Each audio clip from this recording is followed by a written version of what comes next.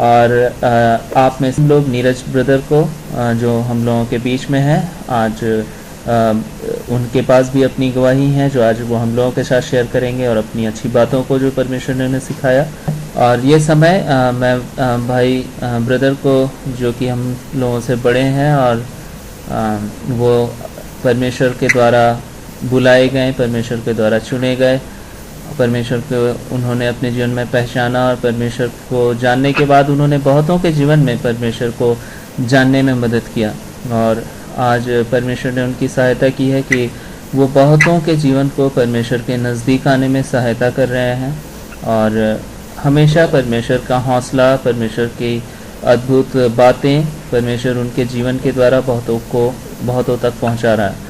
तो उनका खुद का जीवन भी अद्भुत गवाहियों से भरा हुआ है और मुझे पता है कि बहुत कम समय में बहुत सारी चीज़ें और जीवन की सारी बातें बता पाना बहुत मुश्किल है, लेकिन उसके बावजूद भी परमेश्वर ने जो वक्त दिया है, हम लोग आशा करते हैं परमेश्वर आज इनके मुंह के द्वारा हम में से हर एक से बातचीत करे ताकि हम सब परमेश्वर के हम कार्यों को जो प्रभु ने इनके जीवन में किया उससे आशीषित होने पाएँ। तो मैं वेलकम करता हूँ नीरज ब्रदर आपका परमेश्वर के नाम पे, यीशु मसीह के नाम पे आपका हम सबके बीच स्वागत है। और आप अपनी बातों को जो प्रभु ने आपके दिल में आज के दिन के लिए डाला है आप हम सबसे शेयर कर सकते हैं, ताकि दूर दराज में जो पहाड़ों में और अलग अलग जगहों में जहाँ शायद उन तक आज परमेश्वर का वचन नहीं पहुँच पाता है, लेकिन प्रभु ने यह जरिया दिया और आपको भी आज के दिन चुना कि परमेश्वर आपके द्वारा हम सबसे और उन तमाम भाई बहनों से बातचीत करे। तो ये समय आपके पास है और बहुत धन्यवाद आपका भाई जॉनसन। और ये बहुत बड़ा एक सौभाग्य है कि आपने एक मौका दिया। मैं अपनी बस थोड़ी सी बातें करना चाहूँगा। मैं परमेश्वर से मेरा ईसा मसीह परमेश्वर के द्वारा भेंट हुआ। मैं एक हिंदू परिवार में पैदा हुआ और मेरे माता पिता काफी मुझे प्रेम करते हैं। और लेकिन बहुत मैंने देखा जब बड़ा हो रहा था, जो टीनेजर था, ये बहुत मुश्किलें आ रही थी पिताजी को, ताऊ जी को, क्योंकि वो लोग बड़े ऑनेस्ट थे और सरकारी अफसर थे, पर बहुत ही ऑनेस्ट थे, बहुत ही सच्चाई से और ईमानदारी से अपना काम करना चाहते थे। और उनको मैंने बहुत उनको तकलीफ में देखा, क्योंकि वो गलत काम नहीं करना चाहते थे, तो ऊपर से कई बार प्रेशर आते थे। मेरे पिताजी जो थे वो सिविल इंजीनियर हैं और हरियाणा के इरिगेशन डिपार्टमेंट में काम करते थे। मेरे ताऊ जी जो थे वो IAS अफसर थे और वो चीफ मिनिस्टर के ऑफिस में काम किया करते थे। तो इन दोनों के साथ कई बार मैं जब टीनेज में था तो मैंने देखा कि बहुत ही ये लोग परेशान होते थे, सही काम के करते थे और सताया जाता था इनको। तो मुझे बहुत दुख होता था इस बात से कि और मुझे लगता था कि अगर कहीं भी कोई परमेश्वर है तो उसको जो सच्चे लोग हैं, जो ईमानदार लोग हैं, उनका साथ देना चाहिए। और लेकिन तो मैं देख रहा था, एक्सपीरियंस में उल्टा था बिल्कुल, कि ये जो सच्चे ईमानदार लोग थे इनको सताया जा रहा था। और मैं प्रार्थना क्या करता था, हफ्ते में एक बार अपनी माता जी के साथ मंदिर जाता था, प्रार्थना करता था। लेकिन धीरे धीरे मुझे लगा कि कोई सुन नहीं रहा है, क्योंकि इनकी जो परेशानियां थी ताऊ जी की, पिताजी की, वो तो मुझे कहीं से कम होती दिखी नहीं। और फिर मैंने सोचा चलो अब जितना भी जो भी है, जितने भगवान है सबका नाम ले लेते हैं। तो फिर मैंने कुछ समय के लिए मैंने जो भी मैं नाम सोच सकता था मैं वो भी उनको एक लाइन में प्रार्थना करने लग गया कि भाई सारे सिख गुरु, जीसस, गौतम बुद्ध, जितने भी देवता, हिंदू देवता देवी, सबको मैं एक पूरी लिस्ट बना के मैं हर रोज प्रार्थना करने लगा कि भाई मेरे पिताजी और मेरे ताऊ जी की मदद करो। लेकिन फिर भी मुझे कुछ इतनी लंबी लिस्ट के बावजूद भी मैंने कोई फर्क नहीं देखा इनके जीवन में। इनकी पीड़ा, इनकी परेशानी मुझे कम होती नहीं दिखी। तो फिर मैंने ये डिसाइड किया, मैं कन्विंस हो गया अपनी बेवकूफी में कि कोई ईश्वर नहीं है, कोई परमेश्वर नहीं है। और मैं जो 18 साल का था तो उस टाइम मैं पूर्ण रूप से नास्तिक बन चुका था। और उस समय फिर मेरा इंजीनियरिंग कॉलेज में एडमिशन हुआ, मैं केरला गया इंजीनियरिंग करने के लिए।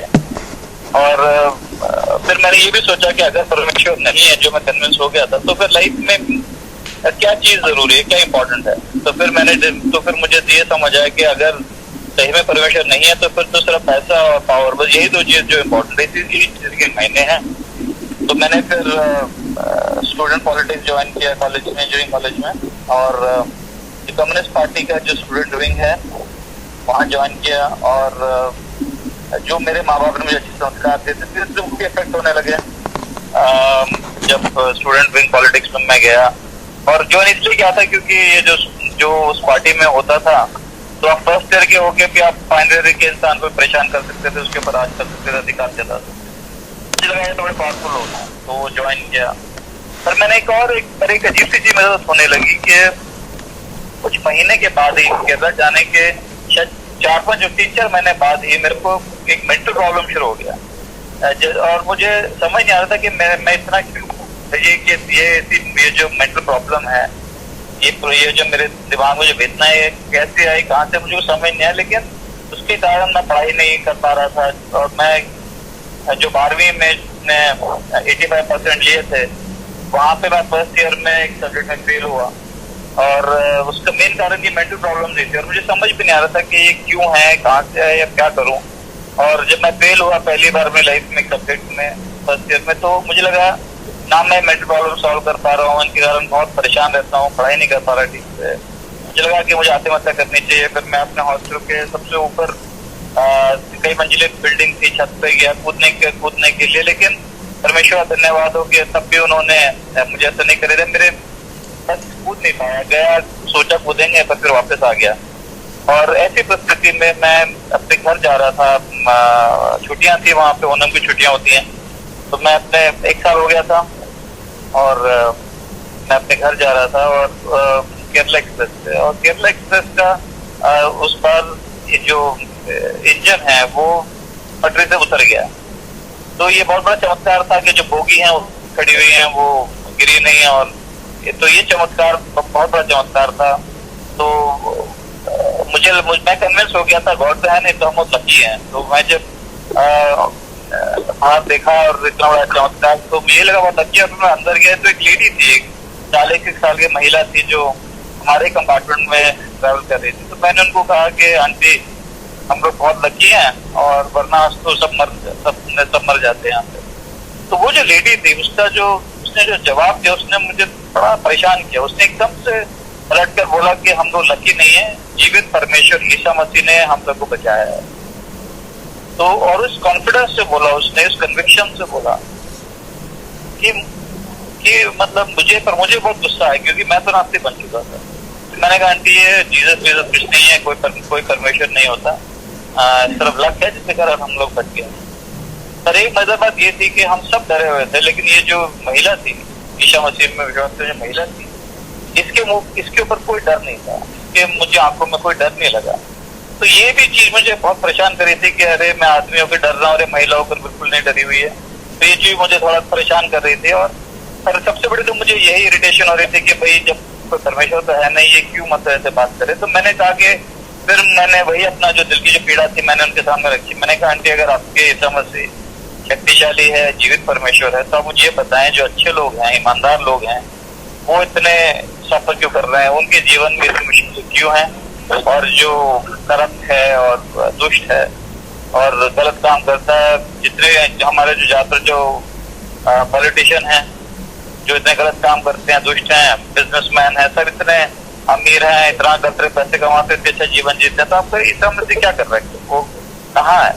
तो इस बात के ऊपर उन्होंने क्या किया कि उन्होंने बाइबल खोली और साम 73 वो खोल के वो पढ़ने लगी। तो और मैं चाहूंगा भाई जॉनसन अगर आपका हिंदी बाइबल आपकी हो तो साम 73 में मैं चाहूंगा पहले पढ़ दीजिए, तीसरे वर्ष से लेके 9 वर्ष तक पढ़ दीजिए, और फिर 3 to 9 and 12। हाँ 73, हाँ साम 73 और आयत पढ़ दीजिए 3 से 9 और फिर 12 आयत 12 जी नंबर 12 जी 12।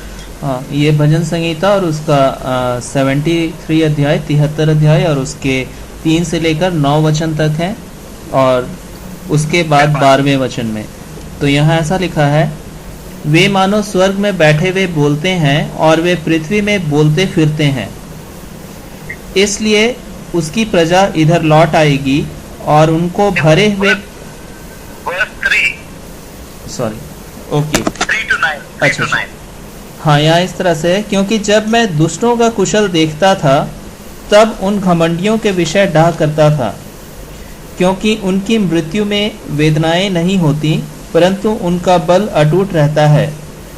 उनको दूसरे मनुष्यों के समान कष्ट नहीं होता और अन्य मनुष्यों के समान उन पर विपत्ति नहीं पड़ती। इस कारण अहंकार उनके गले का हार बना है, उनका ओढ़ना उपद्रव है। उनकी आंखें चर्बी से झलकती हैं, उनके मन की भावनाएं उमड़ती हैं। वे ठट्ठा मारते हैं और दुष्टता से अंधेर की बात बोलते हैं। वे डिंग मारते हैं, वे मानो स्वर्ग में बैठे हुए बोलते हैं और वे पृथ्वी में बोलते फिरते हैं। इसके बाद 12वें वचन में है, देखो ये तो दुष्ट लोग हैं, तो भी सदा आराम से रहकर धन संपत्ति बटोरते रहते हैं। आमीन। Thank you John sir. एक मिनट पॉज करेंगे तो मैं बहुत ही हैरान रह गया। उन्होंने ये 3 से 9 और 12 मुझे पढ़ के बहुत हैरान रह गया। मैंने कहा रहे वही तो मैं कह रहा हूँ और आपकी बाइबल में देखो यही कह रही है। और पर सबसे बड़ी मेरे लिए गुगली ये थी कि इस बाइबल को मैं सोचता था कि भाई ये तो किसी काम की किताब नहीं है। कुछ 1000 साल पहले किसी ने इसको लिखा है और ये किसी काम की किताब नहीं है, हम 21वीं सेंचुरी के लोग हैं।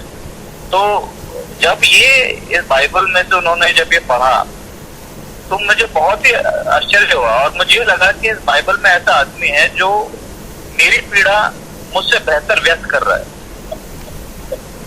ये चीज एकदम से मुझे इंटरेस्ट आया। मैंने कहा भाई ये तो मैंने कहा देखो आंटी आप तो सेल्फ गोल कर रहे हो, बोल रहा हूँ वही तो आपकी बाइबल भी बोल रही है। आदमी आपके बाइबल में बेचारा मेरी पीड़ा मुझसे अच्छी व्यक्त कर रहा है और वही तो मैं कह रहा हूँ।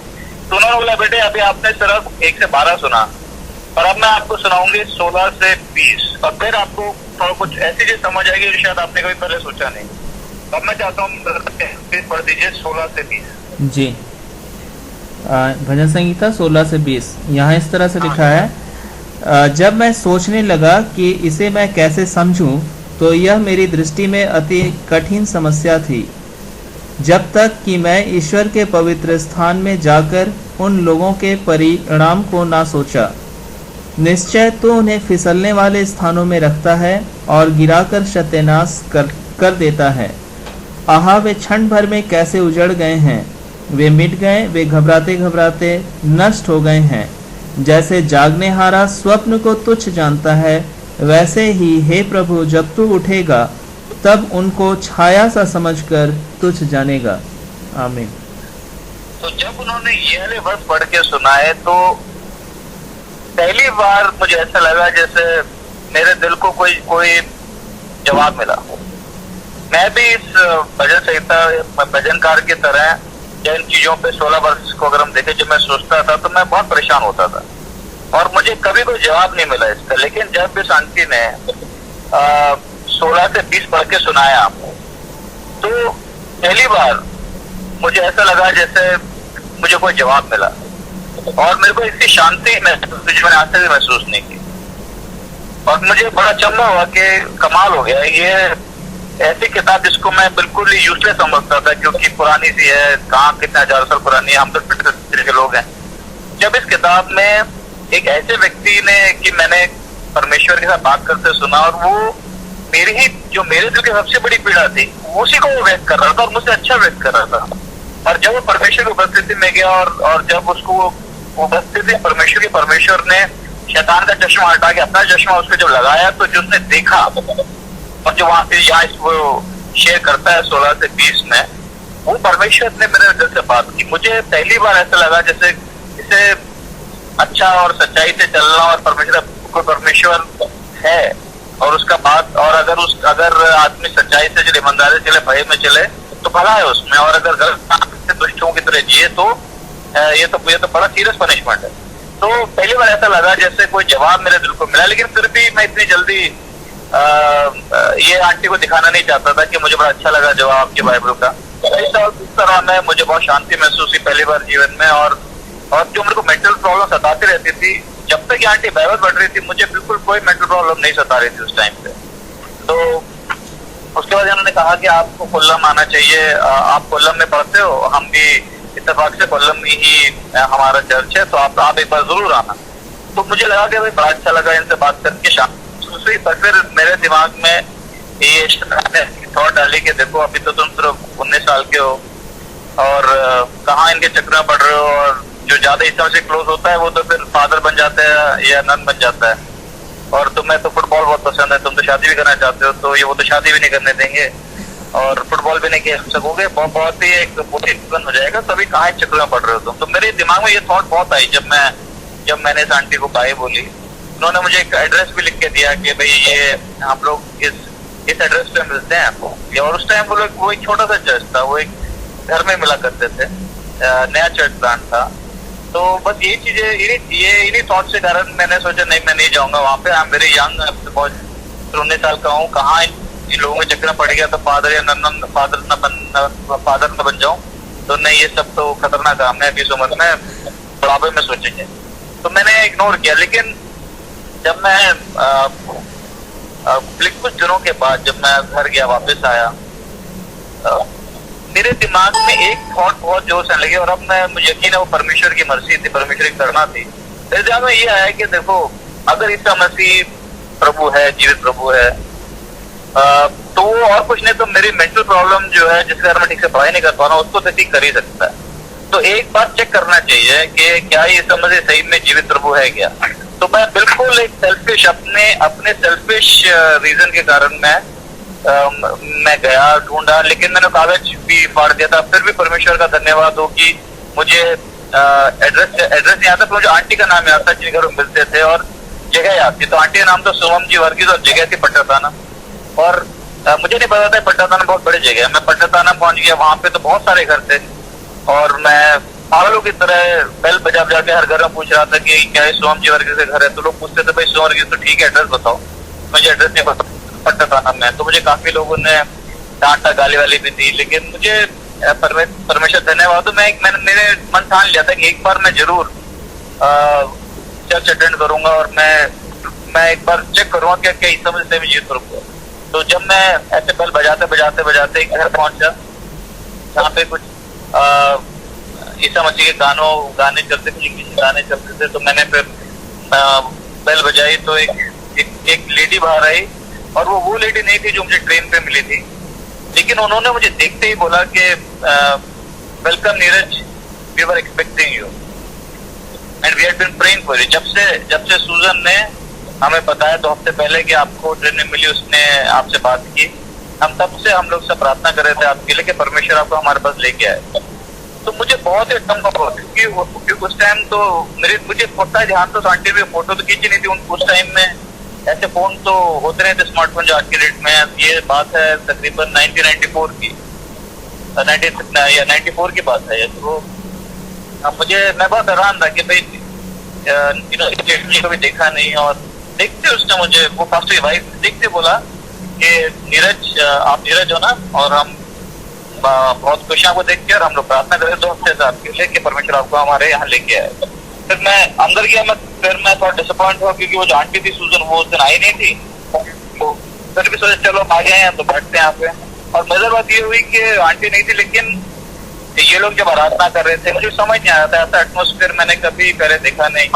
कोई हाथ उठा रहा है, कोई अपने घुटनों पे है, और ये लोग परमेश्वर की आराधना कर रहे थे। मुझे समझ नहीं आ रहा था, लेकिन मुझे आंखें बंद कर बैठा तो मुझे वही शांति महसूस हुई, वही खुशी महसूस हुई जो आंटी से सूजन आंटी से बात करते महसूस हुई। और फिर मुझे ये चीज जो है दिमाग में आई कि ये सिर्फ आंटी सूजन आंटी स्पेशल नहीं है, ये लोग भी जो ईसा मसीह विश्वास करते हैं ये सब स्पेशल है।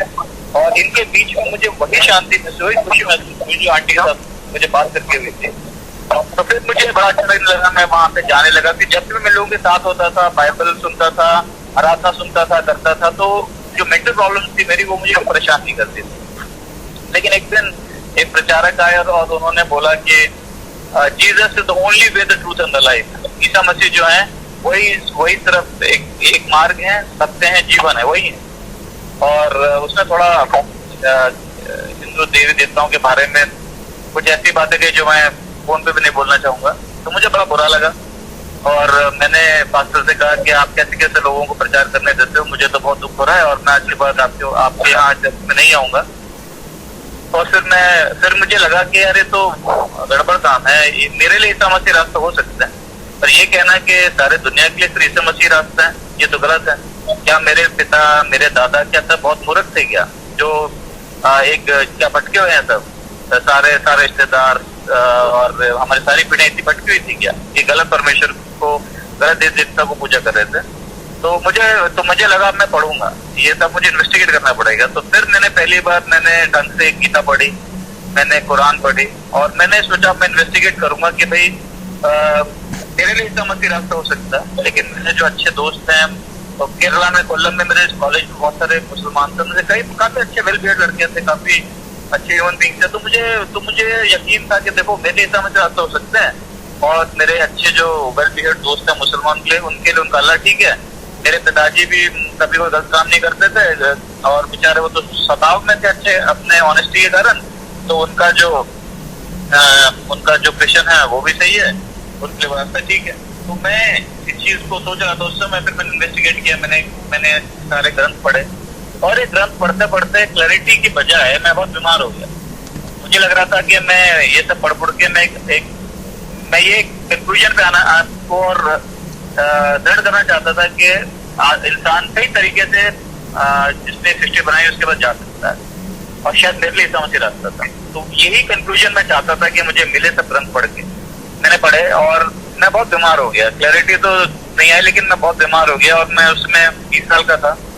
कोई भी दवाई मेरे ऊपर काम नहीं कर रही थी, डॉक्टर भी सब हैरान परेशान थे कि भाई ये लड़के को ऐसा क्या हो गया, और बहुत पीड़ा में था। और तब फिर परमेश्वर धन्यवाद हो, मैंने दिल से बस एक ही प्रार्थना की, मैंने कहा ईसा मसीह अगर आप ही सिर्फ जीवन है, आप ही सिर्फ सत्य, आप ही सिर्फ मार्ग है, और एक इंसान आपके अलावा और कोई रास्ता नहीं है जिसने सृष्टि बनाई उसके जाने के लिए, तो आप मेरे को भी चंगा कर दो, और मैं आज के बाद कभी थोड़ा डाउट नहीं करूंगा, और आप मेरे प्रभु, और सबको मैं यही बताऊंगा कि अगर इस सृष्टि बनाने वाले संबंध चाहिए तो ईसा मसीह के द्वारा ही हो सकता है। जैसे ही मैंने वो एक बच्चे वाली प्रार्थना दिल से की, उसी टाइम मैं बिल्कुल चंगा हो गया। ऐसा लगा जैसे शरीर से कुछ मुझे छोड़ के जा रहा है, और मैं बिल्कुल चंगा हो गया। और उस दिन की वो दिन का और आज है, ईसा मसीह मेरे प्रभु हैं, और मैं पूरा यकीन है उस दिन से मुझे पूरा यकीन हो गया कि ईसा मसीह है। हेलो जी ब्रदर, हम लोग यस ब्रदर, हम लोग कंटिन्यू कर रहे हैं, आप प्लीज कंटिन्यू कीजिए, हम लोग सुन सकते हैं आपकी आवाज। ठीक है। तो उस दिन से मुझे यकीन हुआ कि ईसा मसीह जो है वो जी प्रभु है, और ये जो सृष्टि बनाने वाले पिता हैं उनके पास जाने का एक ही मार्ग है, ईसा मसीह मार्ग है, वही सत्य है, वही मार्ग है, एक ही मार्ग। और उसके बाद कुछ समय तक और मुझे ये मेंटल प्रॉब्लम होती रही। उस टाइम मुझे नहीं पता था कि एक बुरी आत्मा ने मेरे अंदर वास किया है, और इसलिए मैं इतना मेंटल प्रॉब्लम से मुझे उस टाइम भी नहीं पता चला। लेकिन जब इन लोगों के साथ रहता था, प्रार्थना करता था, भय पड़ता था, मुझे बहुत अच्छा लगता था, और मेरे को मेंटल प्रॉब्लम से बहुत छुटकारा मिलता था। और एक दिन मुझे ध्यान में बहुत, मेरा एक एग्जाम था, ये मेंटल प्रॉब्लम जो मेरे मेंटल प्रॉब्लम पर अंदर एक बुरी आत्मा थी, बहुत परेशान कर रही थी। तो मैंने फिर मैंने परमेश्वर सामने रोके कहा, परमेश्वर तो भला है, तू मेरा निवारण कर दे। मुझे नहीं पता कि मेरे को क्या प्रॉब्लम है, पर मैं इसके साथ परेशान हूँ, मेरा तो निवारण कर। और जब मैंने ये प्रे की तो मेरे मुंह से कुछ सफेद सी कोई चीज निकली, और जैसे मेरा किसी ने ब्रेन खोल दिया, और उसके अंदर बहुत सारी किसी ने बर्फ डाल दी हो, और मुझे परमेश्वर ने मेरे आत्मा में कहा कि बेटे आज के बाद तेरे जीवन में कभी कोई मेंटल प्रॉब्लम नहीं होगी तेरे को। और फिर मुझे ये भी परमेश्वर ने बता दिया, मुझे तो ये भी नहीं पता था कि मैं डीमन पॉजेस्ड हूँ, और डीमन कैसे निकलता है। बस मैंने तो दिल से प्रार्थना की, और परमेश्वर ने चमत्कार किया, और वो जो बुरी आत्मा थी वो भी निकल गई। और उस दिन के बाद से आज तक मेरे को कभी कोई भी मानसिक क्षति या कोई मेंटल प्रॉब्लम कभी नहीं हुई। और उसके बाद जो मैं इन प्रॉब्लम के कारण जो फेल हुआ था एक सब्जेक्ट में, ये समस्या ने मिलने के बाद और ये बुरी आत्मा निकलने के बाद परमेश्वर ने मेरे को इतना मदद की कि मैं फिर डिस्टिंक्शन, फाइनल ईयर मेरा डिस्टिंक्शन आया, और उसका सारा क्रेडिट परमेश्वर इस समस्या को जाता है। तो ये मेरी गवाही है, और मैं आप सबको ये कहूंगा कि परमेश्वर भले हैं, सच्चे हैं, और उनको अपना जीवन समर्पण करके चले। बहुत प्यारे पिता हैं हमारे पिता परमेश्वर, उनका हम अपना जीवन को समर्पित करें चले, और हम देखेंगे कि पहले हम परमेश्वर की खोज में लग जाए, परमेश्वर राज्य की खोज में लगे, और परमेश्वर घनिष्ठ संबंध की खोज में लगे, और परमेश्वर जो सब कुछ जोड़ देता है। और परमेश्वर जो कहा है वो अपना वायदा पूरा करने वाला परमेश्वर। और जो चीजें लोग भागते हैं जिनके पीछे, घर, कपड़ा, रोटी, मकान, अच्छा सा जीवन साथी, पर जोड़ देता है। और मेरे जीवन में मैं कह सकता हूँ कि परमेश्वर ने मेरे जीवन में एक बहुत अच्छी पत्नी जोड़ी, प्यारे बच्चे, एक बहुत अच्छा घर, कार, सबसे बड़ी बात अपने साथ घनिष्ठ संबंध, और एक सेवकाई दी परमेश्वर के लोगों प्यार करने की, बड़े लोगों आगे बढ़ाने की। तो परमेश्वर जो है विश्वास योग्य है, अपना जीवन समर्पित करे, और ये जिन दुनिया भागकर के पीछे ना दौड़े, परमेश्वर के साथ घनिष्ठ संबंध के पीछे दौड़े, उनका नाम ऊंचा करने, उनका नाम ऊपर उठाने के लिए दौड़े, और परमेश्वर की सेवकाई करें, चाहे नौकरी के साथ करें। जैसे हमारे भाई जॉनसन है, वो अपना बिजनेस भी कर रहे हैं और परमेश्वर की सेवकाई भी करते हैं। तो आप अपना जो काम कर रहे हैं वो उसके साथ भी परमेश्वर का नाम ऊंचा उठाए, सेवकाई करें, परमेश्वर की खोज में लगे रहें। परमेश्वर बहुत भला है, बहुत विश्वास योग्य है, सब कुछ जोड़ देगा जो उसको लगता है आपको चाहिए, और बहुत प्यारा। तो ये मैं कहना चाहता था ब्रदर। ब्रदर आपको बहुत बहुत शुक्रिया, और परमेश्वर ने हम सबको आपके द्वारा बहुत अच्छी आशीष दी आज आपके द्वारा जो प्रभु ने हमसे बातचीत किया। तो आइए इससे पहले कि हम परमेश्वर के वचनों में चलें, एक बहुत ही छोटे से अंश में, लेकिन इससे पहले हम अपने परमेश्वर को अपने हृदय में बुलाएं कि प्रभु तू हमारे जीवन में आ। और जैसा कि आज भाई ने अपने वचन के, अपनी गवाही के द्वारा हम सबके बीच में रखा, हम लोग उसी तरह से आज अपने जीवन में एक बार फिर से प्रभु को आमंत्रित करें। तो यदि आप मेरे पीछे ये प्रार्थना बोलना चाहें तो आप बोल सकते हैं, आप सभी, ताकि परमेश्वर ने जिस तरह से भाई के जीवन को बदला और हमेशा के लिए बदल दिया, वो आपके जीवन को भी हमेशा के लिए बदल दे, और आप भी परमेश्वर को उसी रीति से अपने जीवन में पाए जैसे कि आज हमारे बीच ब्रदर ने पाया है। तो ये समय हम सबके पास है परमेश्वर को अपने जीवन में ग्रहण करने के लिए। और मेरे पीछे यदि आप मुझसे सहमत हो तो इस प्रार्थना को बोल सकते हैं। प्रेमी पिता परमेश्वर, मैं आपका बहुत शुक्रगुजार हूं कि आपने मुझसे प्यार किया,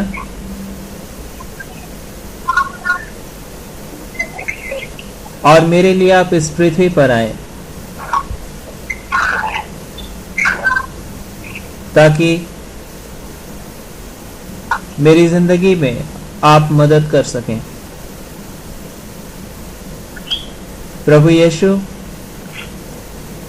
आज मैं चाहता हूं कि आप मेरे जीवन में आए। मैंने अपने जीवन में ऐसी कोई भी बात जो आपके विरोध में हुई हो, अपने पाप अपराध जो कुछ भी किए,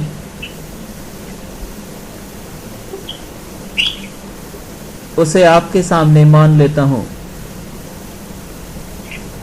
और प्रभु यीशु, आपका धन्यवाद देता हूं क्योंकि आपने मेरे पापों के लिए उस क्रूस पर अपना जीवन दिया और मेरे उस दंड को खुद सह लिया, ताकि मुझे उस दंड से आप सदा के लिए छुड़ा लें। आपका धन्यवाद पिता। मैं आप पर विश्वास करता हूं। आप मेरे प्रभु हैं, आप मेरे पिता हैं, हमेशा हमेशा के लिए। मेरे पापों को क्षमा करने के लिए आपका धन्यवाद। मेरे जीवन में आने के लिए आपका धन्यवाद। आप मेरे साथ हैं और हमेशा तक मेरे साथ रहेंगे। मुझे संभालेंगे मुझे चलाएंगे और मुझे कभी ना छोड़ेंगे। इसके लिए आपका शुक्रिया। आज से यीशु मसीह